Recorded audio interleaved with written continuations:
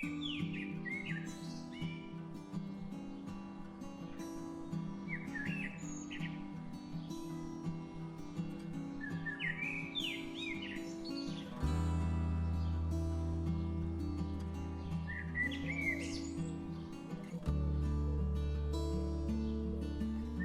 wake to the scent of rain-soaked earth, your bare feet grazing cold, undulating stone.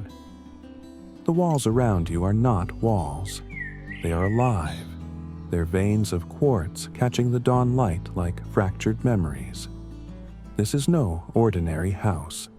It is a labyrinth of shadows and whispers, a place where every corner holds a secret and every surface dares you to touch it. But as you trace the grooves of ancient limestone, a question claws at your throat. Why does this feel like a rebellion? Modern architecture promised liberation. Glass towers piercing clouds, steel skeletons declaring efficiency. Yet, we drift through these spaces like ghosts, unmoored. We live in cities that buzz with loneliness, in minimalist homes where emptiness hums louder than silence. Stone, once the bedrock of human shelter, has been exiled to museums and ruins. But in 2025, it's returning. Not as nostalgia, but as a revolution. What if the material we abandoned holds the key to spaces that don't just shelter us, but speak to us? Tell me, when was the last time a room made you feel like it knew you?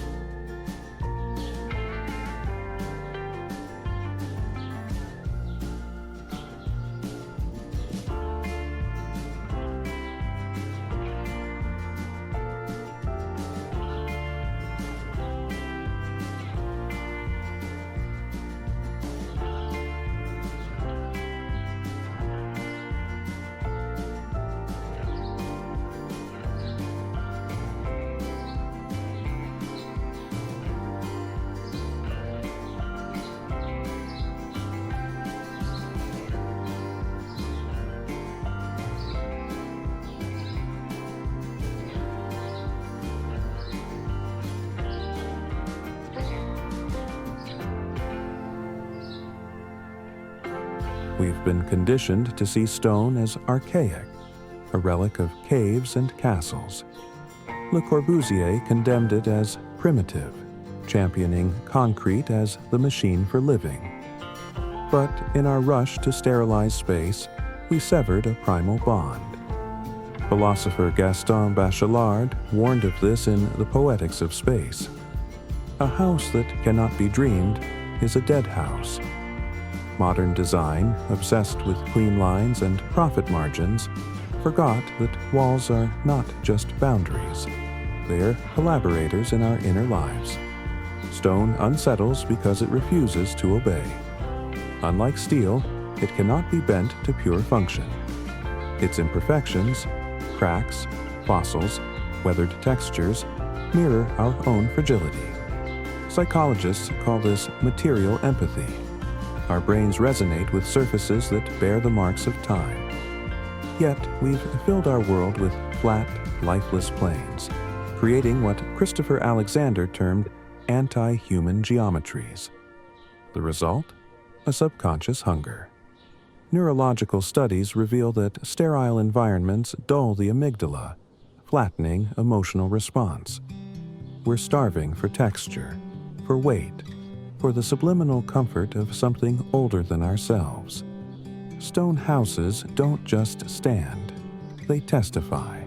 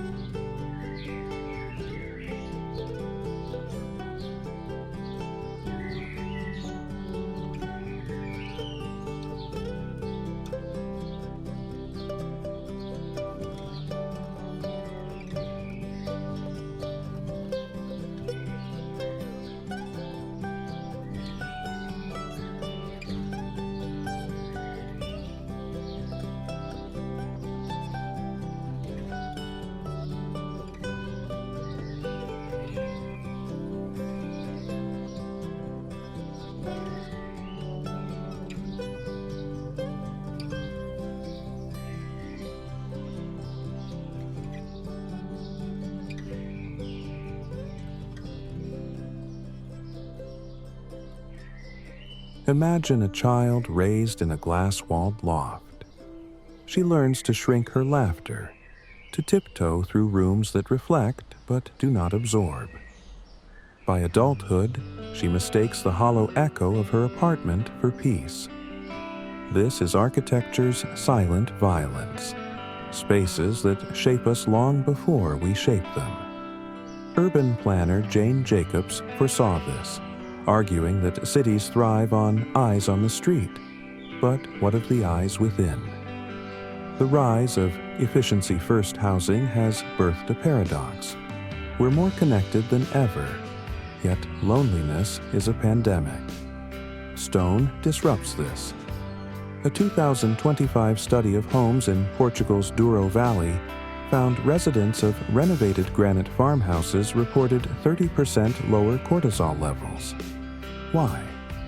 Stone's thermal mass regulates temperature organically. Its tactile surfaces trigger mindfulness, and its irregularities defy the tyranny of perfection. Meanwhile, sleek condos in Seoul's Gangnam district, designed for Instagram, see residents move out within 18 months. It feels like living inside a phone screen, one confessed. We're drowning in spaces that prioritize optics over oxygen.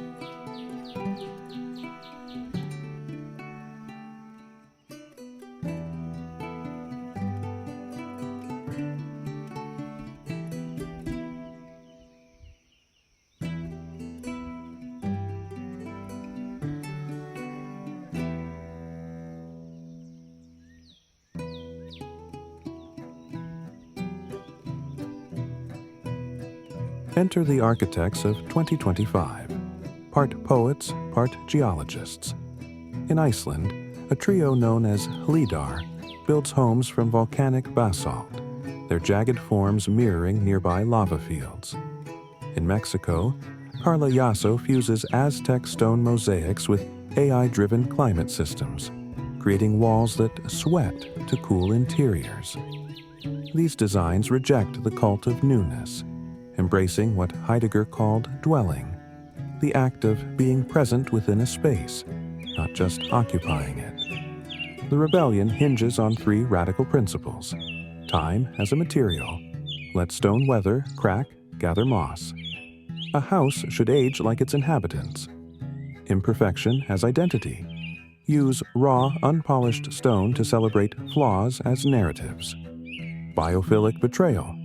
Subvert biophilic design's cliches. No token green walls. Instead, embed structures into cliffs, weave gardens through gaps in rubble walls. In Japan, the Ishigami house stands as a manifesto, a single slab of reclaimed sandstone, its surface scarred by centuries of tides. It's not a house, says its owner. It's a conversation.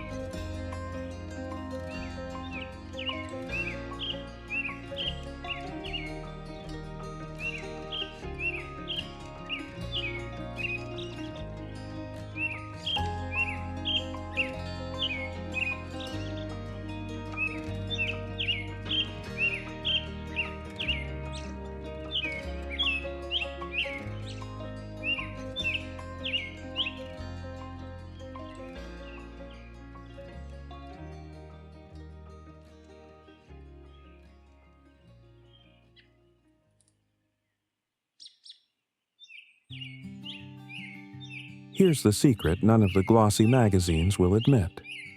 The most stunning stone houses of 2025 aren't about aesthetics. They're about atonement. For millennia, we built with stone to survive. Now, we return to it to remember, to relearn humility. A stone house does not flatter you, it dwarfs you. It murmurs of glaciers and tectonic shifts, of epochs before Wi-Fi and existential dread.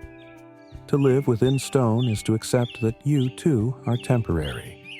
Yet, in that surrender, there's freedom. The philosopher Albert Camus wrote, "We must imagine Sisyphus happy."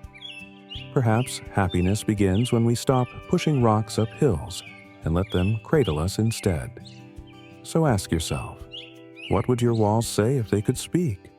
And more urgently, what are they saying now in their silent, complicit tongue?